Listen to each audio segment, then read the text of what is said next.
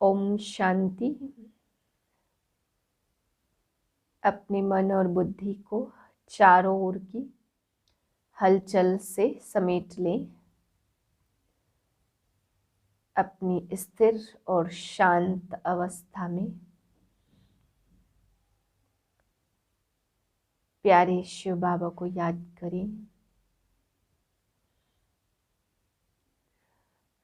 भ्रकुटी के मध्य चमकता सितारा, मैं आत्मा, योग युक्त आत्मा हूँ। बाबा की याद में समाई हुई हूँ। मास्टर सर्वशक्तिमान हूँ।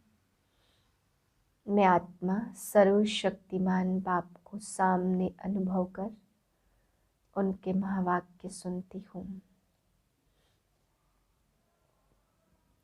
24/12/2021 के महावाक्य हैं। आज बाबा हम बच्चों को समझाते, हर एक अपने लिए कहते कि हे परमपिता, हमें छुड़ाओ भी और पंडा बन करके हमें साथ भी ले जाओ। फिर बाबा समझाते, देवताएं भक्ति नहीं करते हैं, बाद में फिर देवताओं की भक्ति मनुष्य करते हैं। फिर बाबा समझा रहे, तुम यहाँ आए ही हो मनुष्य से देवता बनने के लिए। देवताएं पुण्य आत्मा बनते बनते फिर पाप आत्मा बन जाते हैं। कभी कभी बाबा कह रहे, देवताएं बनना चाहते पुण्य आत्मा, लेकिन बन जाते हैं पाप आत्माएं। बाबा कह रहे, कभी अशुद्ध खान पान, बीड़ी आदि देवी देवताएं नहीं खाते हैं। फिर बाबा समझा रहे, बहुत है जो ज्ञान का सागर, जिनको ज्ञान का सागर कहा जाता है। ऐसा नहीं कि सबके अंदर को जानते या अंतर्यामी है। बाकी बाबा कहते हैं बाप ज्ञान का सागर है, तो सब तरह का ज्ञान उनके अंदर है। बाकी ऐसे नहीं कहेंगे कि वो अंतर्यामी है। बाबा कहते बाप को सर्वव्यापी कहते, बाप की इंसाफ करते हैं। सर्वव्यापी कह करके बाप की इंसल्ट करते हैं, इसलिए बाबा कहते हैं पतित बन जाते। तो पतित बनने का मुख्य कारण बाबा ने बताया कि बाप को ही सर्वव्यापी कह दिया। फिर बाबा समझा रहे, बाबा कहते याद की यात्रा में रहो, इसमें ही माया विघ्न डालती है। मीठे बच्चे, बाप तुम्हें स्मृति दिलाते तुम पावन थे, फिर 84 जन्म लेते लेते पतित बने हो, अब फिर से पावन बनो। प्रश्न है बेसमझ से समझदार बनने वाले बच्चों से, बाप कौन सी बात पूछकर किस पुरुषार्थ की राय देते हैं? उत्तर है, बच्चे हमने तुमको कितना धन दिया था, तुम्हारे पास अनगिनत धन था, फिर तुमने इतना धन सब कहाँ गवाया? तुम कितने इंसॉल्वेंट कैसे बने? भारत जो सोने की चिड़िया था वह ऐसा कैसे बन गया? अब बाबा राय देते, बच्चे फिर से पुरुषार्थ कर, राजयोग सीख कर तुम स्वर्ग के मालिक बन जाओ। ओम शांति। बच्चे यहाँ किसको याद करते हैं? अपने बेहद के बाप को। वह कहाँ है? उनको पुकारा जाता है ना पतित पावन। आजकल सन्यासी भी कहते हैं पतित पावन सीताराम। अर्थात हम पतितों को पावन बनाने वाले आओ। यह तो बच्चे समझते हैं पावन नई दुनिया सतयुग को और पतित पुरानी दुनिया कलयुग को कहा जाता। अभी तुम कहाँ बैठे हो? कलयुग के अंत में, इसलिए पुकारते हैं बाबा आकर हमको पतित से पावन बनाओ। हम कौन है? अहम आत्मा। आत्मा को ही पावन बनाना है। आत्मा पवित्र बनती है तो शरीर भी पवित्र मिलता है। बाप कहते मैं बीज रूप हूँ, मुझे बुलाते ही हैं लिबरेटर और गाइड कहकर। आत्माएं अशरीरी आई थी। बच्चे चिट्ठी लिखते हैं तो एड्रेस लिखते शिव बाबा केयर ऑफ ब्रह्मा बाबा।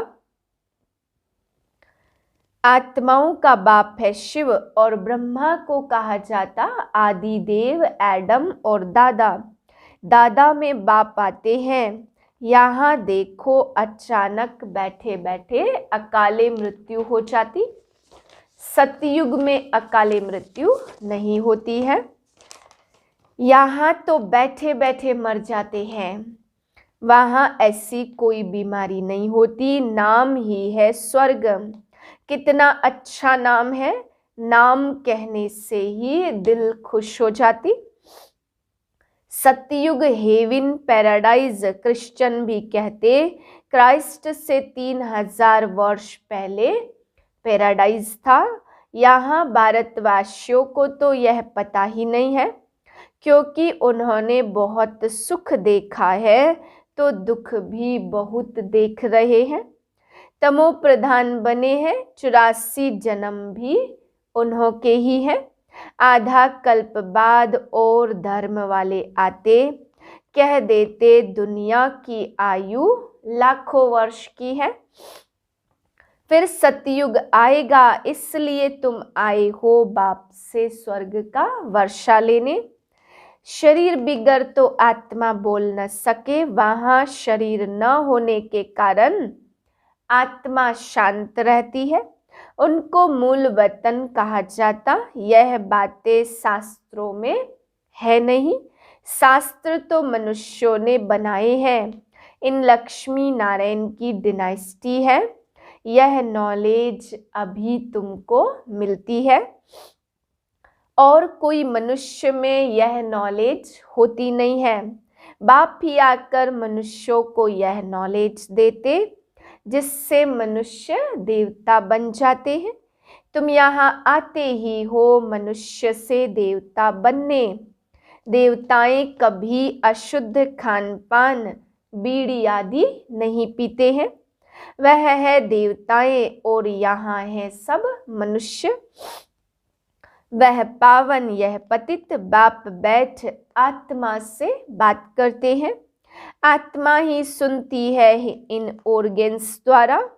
बड़े बड़े हीरे जवाहरात थे तुम्हारे पास, उनकी कोई कीमत कर नहीं सकते। मुख्य है सोमनाथ का मंदिर, परंतु राजाएं तो सब अपना अपना मंदिर बनाते होंगे, क्योंकि उन्हों को पूजा करनी होती है। पूजा पहले पहले होती है शिव की। सोमनाथ भी शिव को कहा जाता। सोमनाथ अर्थात सोम रस पिलाने वाला। ज्ञान अमृत है ना, तो बाप बैठ समझाते। बाप को ही टुथ कहा जाता। ब्रह्मा हो गया सांवरा, क्योंकि बहुत जन्मों के अंत का यह जन्म है ना, यह फिर गोरा बनेगा। कृष्ण का चित्र भी गोरा और सांवरा है।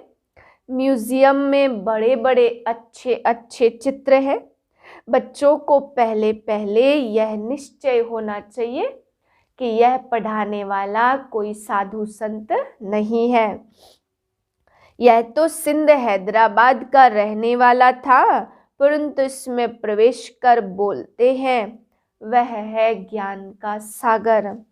उनको कोई नहीं जानते, कहते हैं ओ गॉड फादर, परंतु उनका नाम रूप देश काल क्या है यह कोई भी नहीं जानते, और फिर कह देते सर्वव्यापी। अरे परमात्मा कहाँ है? कहेंगे वह तो घट घट के वासी है। अब हरेक के घट घट में तो हरेक की आत्मा बैठी है। परमात्मा बाप को बुलाते हैं, बाबा आकर हम पतितों को पावन बनाओ। तुम मुझे बुलाते हो यह धंधा, यह सेवा कराने के लिए। हम छी को आकर शुद्ध बनाओ। पतित दुनिया में हमको निमंत्रण देते हो। बाप तो पावन दुनिया देखते ही नहीं, पतित दुनिया में ही तुम्हारी सेवा करने आए। अब यह रावण राज्य विनाश हो जाएगा। बाकी तुम जो राजयोग सीखते हो, वहाँ जाकर राजाओं का राजा बनते हो। तुमको अनगिनत बार बनाया है, जिसको एडम और आदि देव कहा जाता। बाप कहते जब सब पतित बन जाते तब बाप को बुलाते हैं। मुगल गार्डन में कितने फर्स्ट क्लास अच्छे अच्छे फूल होते हैं। अक के फूल भी मिलेंगे, परंतु उनका अंतर कोई भी नहीं समझते।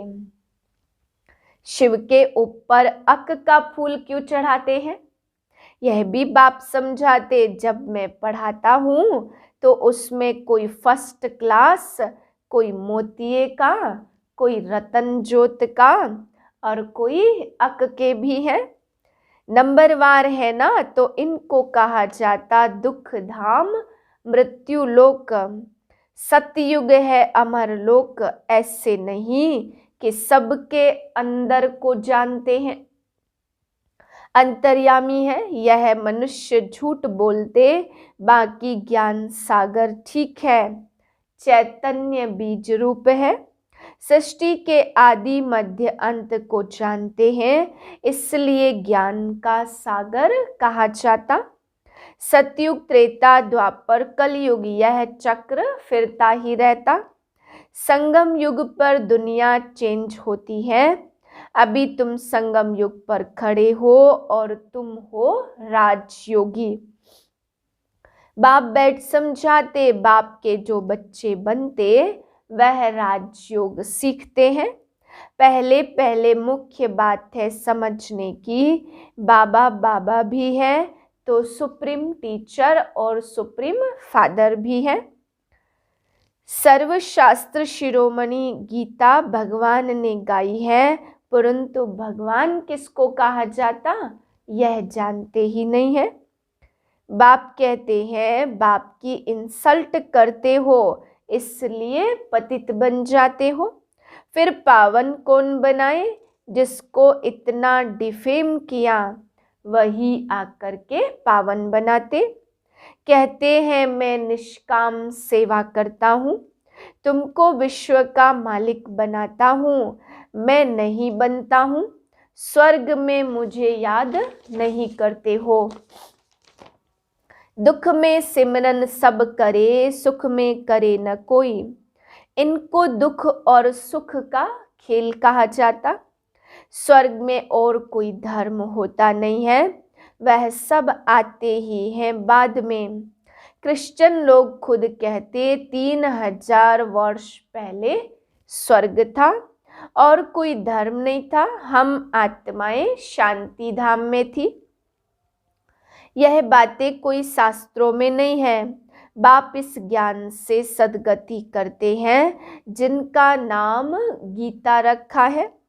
बाप को बुलाते यहाँ आकर यहाँ से स्वर्ग में ले चलो, तो पुरानी दुनिया का विनाश हो जाएगा।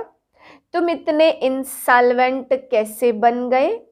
आधा कल्प से धन गवाते गवाते तुम इंसॉल्वेंट बन पड़े हो। भारत जो सोने की चिड़िया था सो अब क्या बन गया है? फिर पतित पावन बाप आए हैं, राजयोग सिखा रहे हैं। वह है हठ योग और यह है राजयोग। यह राजयोग तो दोनों के लिए है, वह तो सिर्फ पुरुष ही सीखते हैं। अब बाप कहते पुरुषार्थ कर स्वर्ग का मालिक बनकर दिखाना है। इस पुरानी दुनिया का तो विनाश होना ही है, बाकी थोड़ा समय है, लड़ाइयाँ भी शुरू हो जाएंगी। एटॉमिक बम्स शुरू तब करेंगे जब तुम्हारी कर्मातीत अवस्था होगी और स्वर्ग में जाने लायक बनेंगे, तब तक बनाते रहेंगे। बाप फिर भी बच्चों को कहते याद की यात्रा करते रहो, इसमें ही माया विघ्न डालती है। अच्छा मीठे मीठे सिकिलधे बच्चों प्रति माता पिता बाप दादा का याद प्यार गुड मॉर्निंग। रूहानी बाप की रूहानी बच्चों को नमस्ते। हम रूहानी बच्चों की रूहानी बाप को नमस्ते। धारणा के लिए है पहली पॉइंट, देवता बनना है, इसलिए खान पान बड़ा शुद्ध रखना है, अशुद्धि को त्याग देना है। दूसरी पॉइंट है फर्स्ट क्लास फूल बनना है, स्वर्ग में जाने के लिए पूरा पूरा लायक बनना है, कर्मातीत अवस्था बनाने के लिए पुरुषार्थ करना है। वरदान है श्रेष्ठ कर्म द्वारा सिमरण योग्य बनने वाले योग युक्त युक्ति युक्त भाव। आपका एक एक कर्म जितना श्रेष्ठ होगा उतना ही श्रेष्ठ आत्माओं में सिमरण किए जाएंगे। भक्ति में नाम का सिमरन करते, लेकिन यहाँ जो श्रेष्ठ आत्माएं हैं उनके गुणों और कर्मों को मिसाल बनाने के लिए सिमरन करते हैं। तो आप श्रेष्ठ कर्मों के आधार पर सिमरण योग्य बनते जाएंगे। इसके लिए योग युक्त बनो। योग युक्त बनने से हर संकल्प, शब्द व कर्म युक्ति युक्त अवश्य होगा। उनसे अयुक्त कर्म व संकल्प हो ही नहीं सकता।